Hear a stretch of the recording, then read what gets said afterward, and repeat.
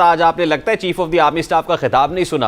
वो कहते हैं कहां है वो लोग जो कहते थे मुल्क डिफॉल्ट कर जाएगा। उस वक्त भी आपने इसी तरह की कुनूतियत से भरपूर बातें की, पेसिमिस्ट अप्रोच के साथ नाउमीदी फैलाई लोगों के अंदर। अब फिर नाउमीदी की बातें करते हैं, मायूसी कुफ्र है। और आज chief of the army staff ने दो टोक पूछा आपसे, कहां है वो लोग जो डिफॉल्ट की बातें करते थे। आज आप फिर वही बातें कर रहे हैं, नेगेटिव बातें कर रहे हैं, माशरे में नेगेटिविटी फैला रहे हैं। रेहान, अच्छा ये मुझे आपने बताया है कि चीफ ऑफ आर्मी स्टाफ ने हमें कहा है। अगर आप ये समझते हैं कि चीफ ऑफ आर्मी स्टाफ ने हमें कहा है तो मैं इसका जवाब दे देता हूं। डिफॉल्ट की बातें कौन कर रहा था सर? आप नहीं कर रहे थे कि पाकिस्तान डिफॉल्ट कर जाएगा? अल्लाह ताला की रहमत से मायूस ना हो आप।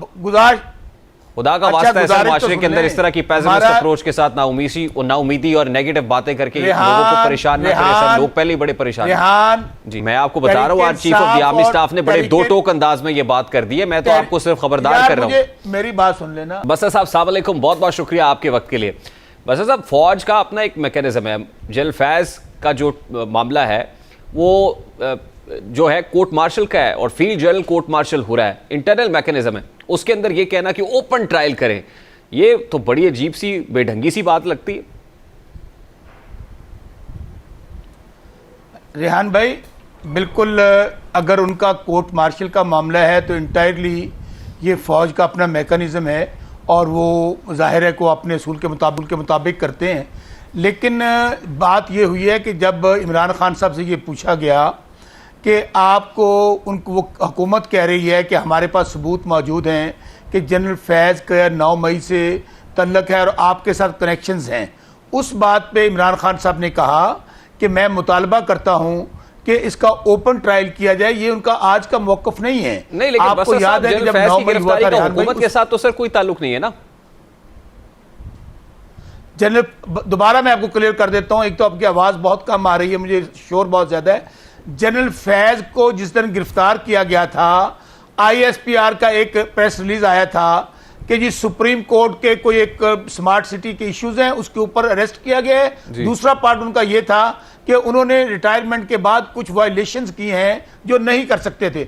बहुत अच्छी बात, आप कार्रवाई करें, लेकिन आप ये देखिए कि जब अतार तारड़, आपका तलाल चौधरी, आपका शर्जील मेमन, आपका दानियाल, सर ये हुकूमती तर्जुमान है ना, ये फौज के तर्जुमान तो नहीं है। फौज की तर्जुमानी तो वो प्रेस रिलीज कर रही थी जो ISPR ने जारी की।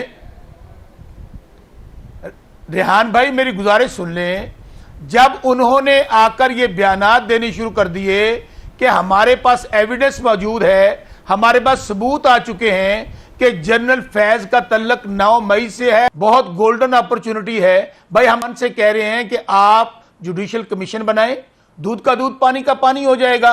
और आज जब अगर आपके पास एडिशनल एविडेंस जनरल फैज की शक्ल में आ गई है तो मुझे बताइए कि कभी जिसने जुर्म किया होता है या कोई मुल्ज़म होता है या कोई मुजरम होता है, वो कहता है कि आप लाइव प्रोसीडिंग दिखाएं, पूरी कौम तक सारी गुफ्तगू जाए, ताकि अगर इमरान खान ने कोई जुर्म किया है या तहरीक इंसाफ वालों ने कोई जुर्म किया है, दूध का दूध पानी का पानी हो जाए। लेकिन मैं यही तो कह रहा हूं बसा साहब कि ये मुतालबा फौज से नहीं आप कर सकते कि ओपन ट्रायल करें। उनका अपना एक तरीका कार है, तो इस पर रद्देबल भी बड़ा सख्त आ रहा है कि अगर आपके ट्रायल की बात है तो आपका ट्रायल जरूर ओपन होगा, ये तसल्ली रखें, लेकिन इस तरह की बात ना करें। और फिर इस पर हुकूमती अगर मौक़िफ़ जानना है तो अता तारड़ साहब ये कह रहे हैं कि फौज के इंटरनल मैटर में मुदाखलत की मुतरादिफ है जो बात आप कर रहे हैं। रेहान तारिक साहब, मैं दोबारा क्लियर कर देता हूं कि जो उनका कोर्ट मार्शल है डेफिनेटली फौज का इंटरनल मामला है। जब इसको सियासी बनाया जाएगा और उछल कूद करेंगे और सर कौन बना रहा है सियासी, यही तो मैं सवाल कर रहा हूं सर कि हुकूमत का इससे लेना देना कोई नहीं है ना सर। आप फौज से कह रहे हैं कि ओपन ट्रायल करें, हुकूमत का इससे, हुकूमत has nothing to do with this. Basra साहब, रेहान तारिक साहब, आप मेरी बात को जरा अंडरस्टैंड कर लें। अगर हुकूमत का लेना देना नहीं है तो ये वजीर इत्तलात हुकूमत का तर्जमान होता है। तारड़ निकाले उनकी प्रेस कॉन्फ्रेंस। शर्जील मेमन वजीर इत्तलात है सिंध हुकूमत का, निकाले उनकी प्रेस कॉन्फ्रेंस। दानियाल, मैं किस किस का नाम लूं? वो क्या कह रहे हैं? वो बार बार कह रहे हैं, वो कह रहे ये हैं कि जनरल फैज 9 मई में मुलव्वस हैं और वो इमरान खान साहब के साथ राब्ते में थे। हमारे पास वाज़ेह सबूत मौजूद हैं। हम तो कहते हैं कि अगर तो ऐसी एविडेंस आ गई है तो फिल क्या कह रहे हैं? आप हुकूमत से सबूत मांगे, हुकूमत से कहे सबूत सामने रख दें। तो भाईजान फौज से क्यों कह रहे हैं कि ओपन ट्रायल करें? हम फौज से सबूत मांग, सर आप फौज से कह रहे हैं ओपन ट्रायल करें। साहब आपका नहीं नहीं नहीं, नहीं यहाँ कंफ्यूजन है, दोबारा कंफ्यूजन दूर कर ले। फॉर्ड से आप ओपन एक तो ट्रायल का जाहिर कह रहे है हैं बस कि, साहब। सर गुजारिश सुन लें, ओपन ट्रायल किस बात का कह रहे हैं कि अगर इमरान खान का या तहरीक इंसाफ का 9 मई से तल्लक है, और खास तौर पर इमरान खान का अगर को 9 मई से तल्लक है, तो उसका ओपन ट्रायल मांग रहे हैं, और वो उसका कनेक्शन अगर जनरल फैज से है। हमने कहीं ये नहीं कहा कि अगर जनरल फैज का कोर्ट मार्शल फौज कर रही है तो डेफिनेटली उनका अपना कानून है, अपना तरीकाकार है, और कोई इत्तेसाब से बालातर और नहीं है। ये कार्रवाई मैं अगर बस जनरल साहब सिर्फ फैज आपको ने ये जुर्म बताना चाहता हूं, किया और है आपकी वसातत से मैं व्यूअर्स को भी बताना चाहता हूं कि आर्मी एक्ट मौजूद है, आर्मी एक्ट की खिलाफ वर्जी पर यह कार्रवाई हो रही है। और अगर ऐसा हुआ तो इस हवाले से जराए ये भी बताते हैं कि आर्मी एक्ट में सेक्शन 31 मौजूद है, और सेक्शन 31 बड़ा क्लियरली स्टेट करता है कि उसमें अगर आप हुकूमत को गिराने की साजिश कर रहे हों, फौज में बगावत की साजिश कर रहे हों, तो फिर आपके ऊपर आर्टिकल 31 लगता है, जो सेक्शन 31 है आर्मी एक्ट का, वो इंपोज होता है। तो जाहिर है ये सेक्शन किसके ऊपर लगता है? जाहिर है जनरल फैज के ऊपर लगेगा ना, ये जनरल फैज पे लगेगा, जनरल फैज पे लगेगा, इंपोज होगा। आप किस घबराहट का शिकार हैं? आप क्यों ये ओपन ट्रायल का मुतालबा कर रहे हैं? आपको क्या जो है वो भाप रहे हैं, आपके इससे क्या होने जा रहा है? मेरे प्यारे भाई, मेरे बड़े स्मार्ट एंकर, मेरे बड़े इंटेलिजेंट एंकर, मैं दोबारा जवाब देता हूं। आपने कहा अगर जनरल फैज ने कोई कानून तोड़ा है, कोई 31 सेक्शन का, बिल्कुल कोई कानून से बालातर नहीं है। खा वो चीफ ऑफ आर्मी स्टाफ है, खा DGISI है, खा इमरान खान है, खा नवाज शरीफ है, खा शौकत बसरा है, कीजिए। बिल्कुल जनरल फैज ने कानून तोड़ा है। लेकिन हम जो बात कर रहे हैं, आज जो इशू बना हुआ है, जो सोशल मीडिया पे आया है, खान साहब से मैं दोबारा आपको बता देता हूं, खान साहब से सवाल किया गया कि सुना है कि जी आपके खिलाफ एविडेंस मिली है हुकूमत को कि जनरल फैज और आप दोनों मुलव्वस थे 9 मई में। तो उन्होंने कहा बहुत जबरदस्त बात हो गई, इट्स अ गोल्डन अपॉर्चुनिटी, बिस्मिल्लाह कीजिए। मैं तो पहले जुडिशियल कमीशन का मुतालबा कर रहा हूं, बनाइए जुडिशियल कमीशन और कौम को लाइव दिखाइए। तो बताइए क्या ये मुतालबा गलत है? अच्छा, ये स्टेटमेंट बिल्कुल उन्होंने 2 रोज पहले दिया, लेकिन मैं ये कह रहा हूं कि आज जो स्टेटमेंट ओपन ट्रायल वाला है, आप कहते हैं कि ये फौज से नहीं कहा, फौज से नहीं कह रहे कि ये ट्रायल ओपन ट्रायल करे, यही बात है?